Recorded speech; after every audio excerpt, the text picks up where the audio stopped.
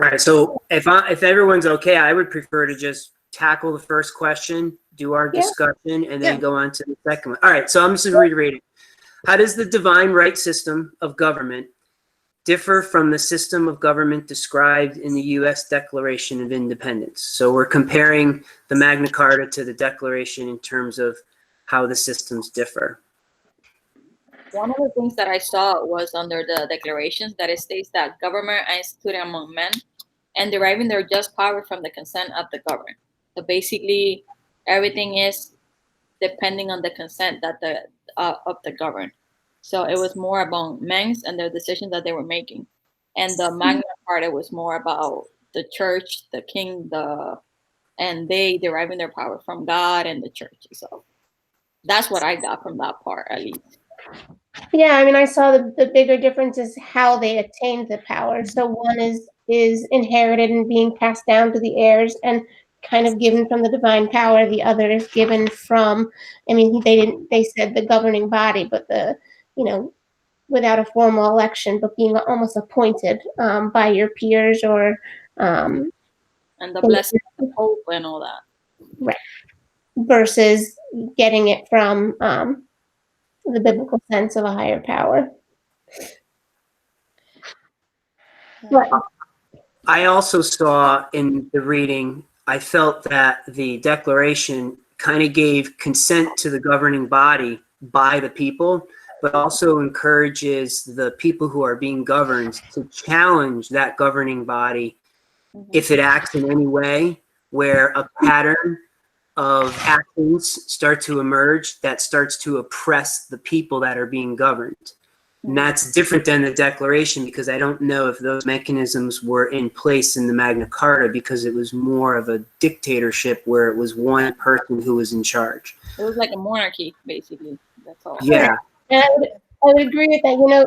Very similar principles in how they want people to be treated, but there isn't anything saying if that doesn't happen, what to do in the Magna Carta like it does in the Declaration. Yeah, basically with the Declaration, you could overthrow the government, but with the Magna Carta, you couldn't really do that. Yeah, so it's almost like the Declaration is a refined version of the Magna Carta with mechanisms in place to fill all the shortcomings that it had. Yes. Yeah. Protect the people as well. Correct. Yeah. Karen, how about you? I want to make sure everybody gets input. Yeah, so I kind of just wrote some notes, and you guys pretty much covered the difference. It's interesting how the Declaration came about. There was a lot of the Magna Carta gave a bit of a framework or a foundation for it, for the Declaration. So I really thought it was very interesting, because I've never really compared or even really read on either. So I agree with all of you. You guys pretty much covered what I had here in my notes. Well, I'm a science person, so this is all new to me.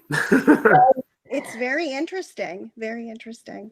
But so like what Karen was saying, not having really compared them before, I did find it interesting. To me, there were more similarities than there were differences.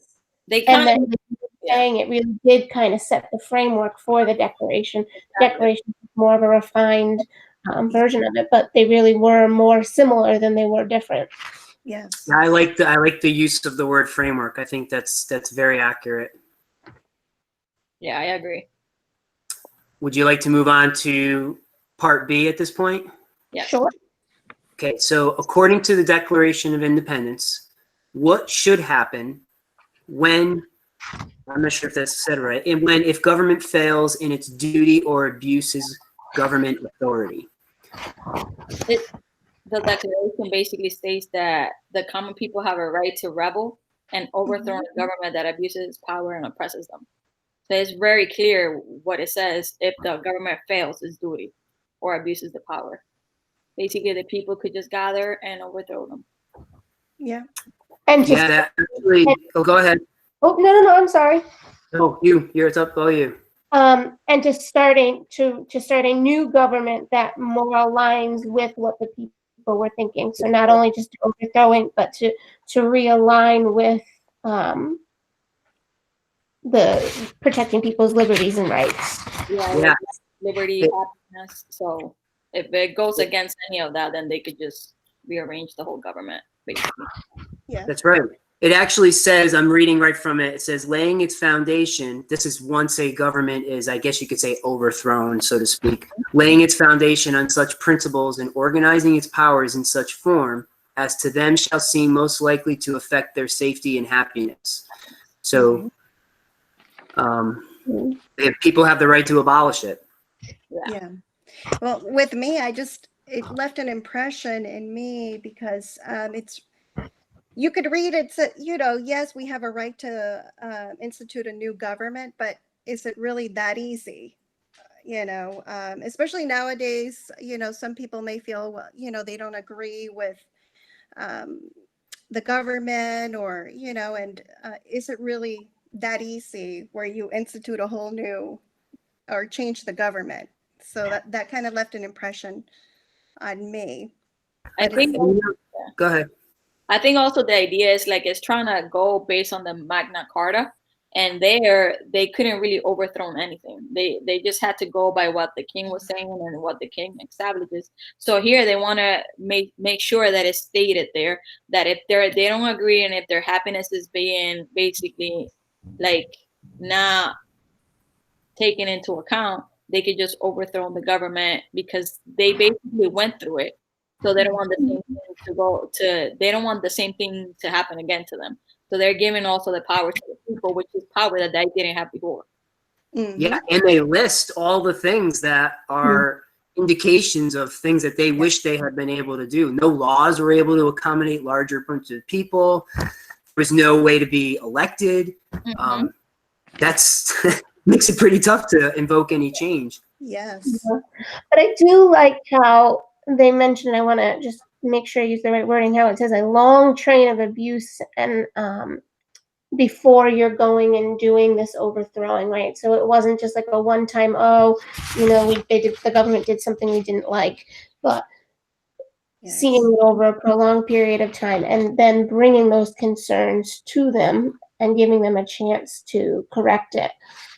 So it's not just, instant, oh, we're upset, we're overthrowing the government, but there's a process. They're outlining a process to it, which I thought was really systematic and well thought out for that time period. Yeah. Systematic is a great word to use there. I didn't find that one super challenging, so I don't know if we're going too fast, but do you want to move forward to letter C? Yeah.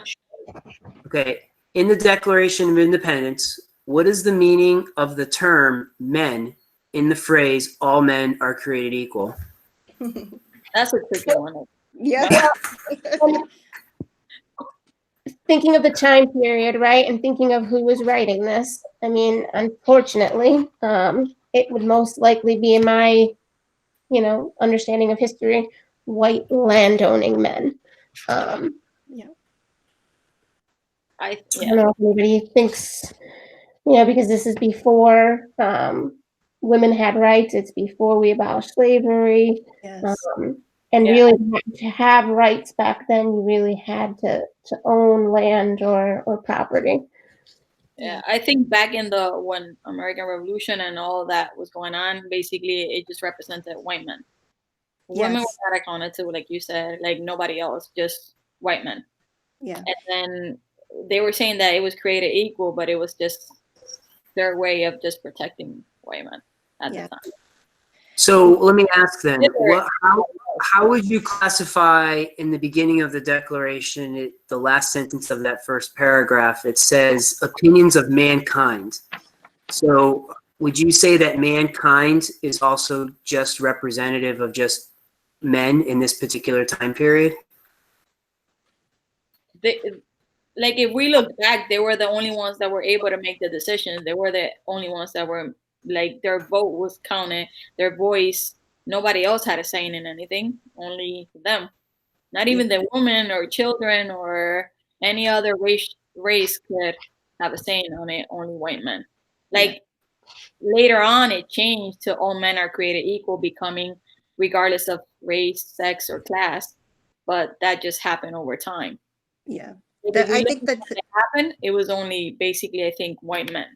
yes, the definition has definitely evolved Yes. throughout the years. It's interesting.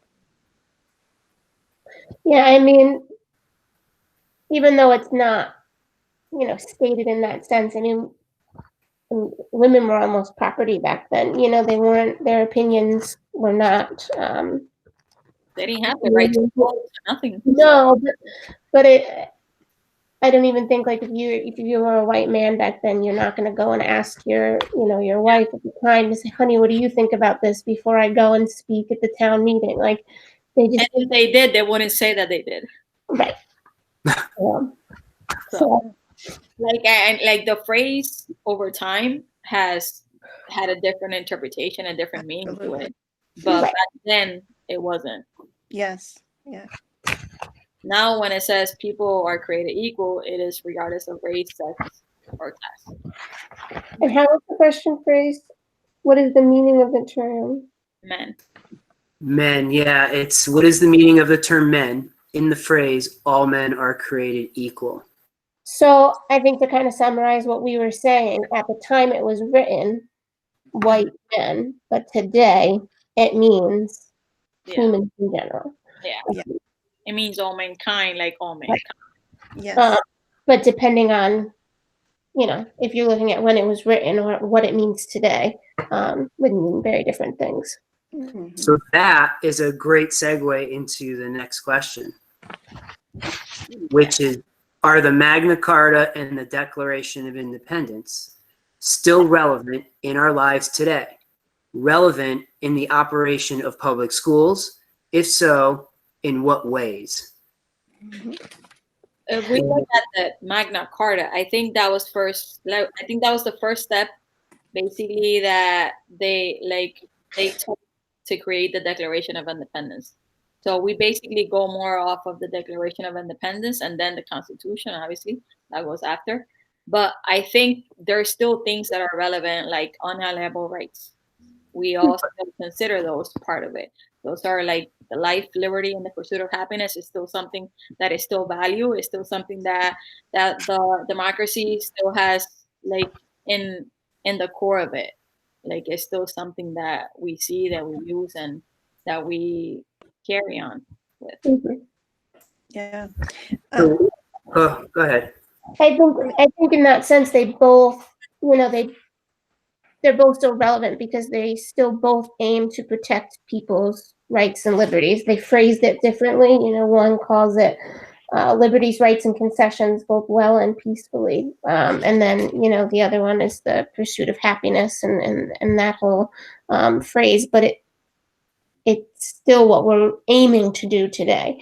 We've put other things in place like the Constitution and laws to ensure that that is done. But without this kind of setting the framework, those wouldn't have come. So it's still, to me, it's still applicable because it's like a trickle effect, right? So they all still have that common thread, that common theme throughout them. So I took a little bit different position on this, and I think it's because I'm a high school teacher, and because it's high school, we are constantly trying to analyze any decision that's made, who the stakeholders are, and if they are represented. So at the high school level, you have a student government, you have a whole student body. So when I read this and I said, are these relevant in operation of public schools? My brain went to the operations of the day in and day out of how do we deal with young adults who are being empowered to be, like civic action projects and things like that the kids are doing. And I had written that at high school level, students are encouraged to participate in the student government. They're playing an active role in the process. They work with the administration. And so we almost have like a hierarchy of your constituents who then go to, their representatives who then speak to the administration. Very rarely do the kids just go right to the administration. There's a hierarchy. And I also had that the student government is also an elected body by the constituents, which are the students that they represent, and they're the voice for the student body when it comes time to talking about initiatives and policies that the administration sets forth. So that's how my brain worked there. It's a totally different take. Yeah. It's still, I think Go ahead. you're saying it's still applicable, but you're just seeing Absolutely. applicable in a different light. But I can totally see, you know, how that relates to it as well. Absolutely. Yeah. Like for me as an ESL teacher, with me, just like in your example, what they do in your school at the high school, I would question whether or not the ESL students or students from a different language background or culture are represented. And I know with me, so those are things sometimes I have to really question, and sometimes I have to advocate too, you know, for my families. And then in regards to the question too, I think what's really interesting for me is how children, you know, who are not citizens, immigrants, are able to go to school as well, which is, you know, a great thing. But they have rights too. I found like a part in online that it says that Jefferson wrote about public education, and one of the things he said was, no other sure foundation can be devised from the preservation of freedom and happiness but education. So one of the, like, by saying the pursuit of life, liberty, and happiness, he was also talking about education and the right that people should have to have education. It says that at the core of the bill was the idea widespread education for all was key to preserving a free self-government. So it's still something that we're, like, the Constitution and the states, they still try to provide is education for all. Mm-hmm. In a lot of sense, it's still very relevant. And I'm going to forget which reading it was in because it wasn't in this. It was one of our other readings from this week. But it was like, if we're not protecting education, we're kind of promoting a next generation of uneducated, untooled people who will not be able to, you know, lead and bring our country to the next level. So by protecting our students, right, and their rights and making sure that they get the best education that we can give them, we're helping give them the right to life and liberty, because it's not that you can't live a good life without an education. Plenty of people in the past lived wonderful lives, you know, with minimal education, but it gives them the most and best opportunities we can by giving them all the doors and options and things in life. You know, and speaking, you know, kind of similar situation with the ESL as a special ed teacher, we're always advocating for our kids and making sure that they get the programs or the supports that they need. You know, if we get pushback from a general ed teacher about, oh, you know, so and so doesn't, you know, shouldn't come to this class, and I'm like, no, they can with help, like pushing and letting them get those opportunities so that they can excel and succeed. Yes. Be the best that they can be, right? Absolutely. Yes. So sometimes it's teaching them to do it for themselves, and sometimes it's being that behind the scenes person, kind of, you know, rooting for them because they can't do it themselves. But if we didn't protect those, we wouldn't be giving them their best life. Yes. I completely agree. So it looks like that is the 4 questions that we had to complete in this activity. Is there anything that anybody wants to add to this? No, I think we're good. we're good with that. We're good. Okay, so what I'm going to do now is I'm just going to stop the record.